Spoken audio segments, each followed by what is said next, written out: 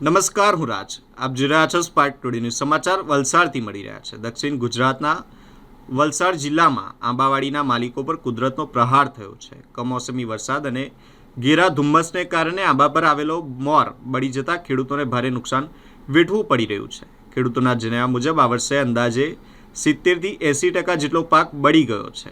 દક્ષિણ ગુજરાતનું ગૌરવ ગણાતા એવા વલસાડ જિલ્લામાં હાફૂસ અને કેસર જેવી સુપ્રસિદ્ધ કેરીઓ માટે ઓળખાય છે.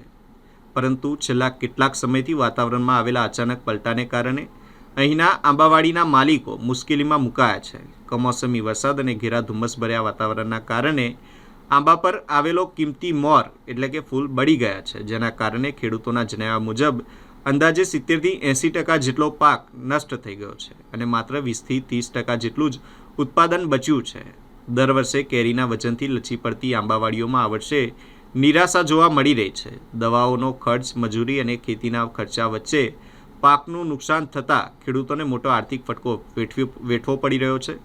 ઉત્પાદન ઓછું રહેવાને કારણે આ વર્ષે કેરીની સિઝન મોડી થવાની સાથે બજારમાં આવક પણ ઓછી રહેવાની સંભાવના છે, જેના કારણે બજારમાં કેરીના ભાવમાં પણ વધારો થઈ શકે છે. સામાન્ય લોકો માટે કેરીનો સ્વાદ મોંઘો પડી શકે છે.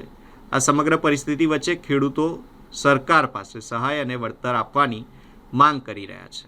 આપ સૌ જોઈ રહ્યા છે કે હમણાં વાતાવરણમાં ખૂબ ઝડપથી પલટો આવી રહ્યો છે. સવારમાં ખૂબ ઠંડી વાગે છે, બપોરે ખૂબ ગરમી પડે છે. હમણાં વાતાવરણ પણ જે રીતે કેરીને કે ઝાડને અનુકૂળ હોય એ રીતનું રહેલું નથી અને દવાના ખૂબ છંટકાવ કરવા છતાં પણ વાડીમાં મોરનું જે ફલીકરણ થવું જોઈએ તે બિલકુલ ફલીકરણ તો થયું છે, પણ જે એમાં બેસવો જોઈએ કેરીનો બિલકુલ બેસવો નથી. એટલે મોર બિલકુલ કાળો થઈ ગયો છે અને ખેડૂત પણ ખૂબ નાસીપાસ છે.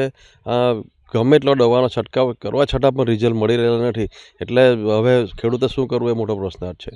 કેરીનો પાક બિલકુલ નથી. આપણે જે ખેતરમાં ઇન્ટરવ્યૂ કરેલા, તમે લગભગ 20-25 વીઘાની વાડી છે, તમે જોઈ શકો છો એમાં 10% પણ કેરી આવે એવું લાગતું નથી. કેરી 100% ભાવ વધશે જ, કેમ કે માર્કેટમાં કેરી આવવાની જ નથી, તો પછી ભાવ તો રહેશે જ. દલપતભાઈ બી પટેલ. આ વખતે કેરીનો પાકમાં ઘણી જ નુકસાની છે અને ક્લાઇમેટ એવું છે કે આ દિવસમાં 3 પલટા લે છે.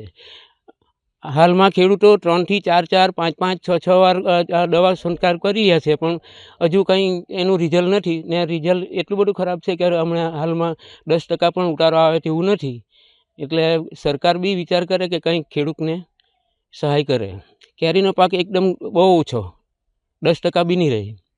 આ બજારમાં કેરી ઓછી એટલે ભાવ તો વધવાના જ. હમણાં વાડીની પરિસ્થિતિ એકદમ ખરાબ. હમણાં હાલ અમે આ ખેતરમાં ઊભા રહ્યા છે, એમાંય તમે જોઈ જ શકો છો. જયેશ કુમાર બી પટેલ. સાહેબ, આ કેરીનો પાક એક વર્ષમાં એકવાર આવતો હોય અને પુષ્કળ મહેનત કરવા છતાં વેધર ચેન્જના લીધે કે સવારે ઠંડી લાગતી હોય, સાંજે કંઈક ઠંડી લાગે, પણ આખો દિવસ જે ગરમીનું જે વાતાવરણ હોય તેના લીધે જે કંઈ કેરીનો મોર પાસે જે બેહાણ આવવું જોઈએ એ આવેલું નથી. અને મોર વાઇઝ જો ફૂટના આધારે જો એક બે કેરી હોય તો ખેડૂતને પાક પુષ્કળ પ્રમાણમાં મળી રહે એવું શક્યતા હતી, પરંતુ ટોટલ મોર મોટે ભાગે 80-90% મોર ખાલી ગયા છે અને જે કંઈ કણી બેહેલી હતી તે વેધર ચેન્જના લીધે પાકીને પડી ગઈ છે નીચે. હાલ પરિસ્થિતિ પ્રમાણે કેરીનું ઉત્પાદન બહુ ઓછું આવશે. ભાવ તો વેપારી પાસે જ ડિપેન્ડ રહેતો છે, કેમ કે કેવી રીતના કયા સમયે કેટલો પાક ઉતરે તેના પર વેપારી જ ભાવ નક્કી કરતા. એટલે ખેડૂત અપેક્ષા રાખે છે અત્યારે કે ભાવ સારો મળશે એમ, પણ વેપારીઓ કેવી રીતનું આયોજન કરે તેના પર ડિપેન્ડ રહેશે. સાહેબ, દવા એટલી મોંઘી છે કે દવાના પૈસા નીકળવા મુશ્કેલ છે હાલ તો. ભાવના લીધે થોડું ઘણું નીકળે તો એ કંઈ 5-50% નીકળી આવે, બાકીનું તો બિલ બાકી રહી જાય એવી શક્યતા રહેશે.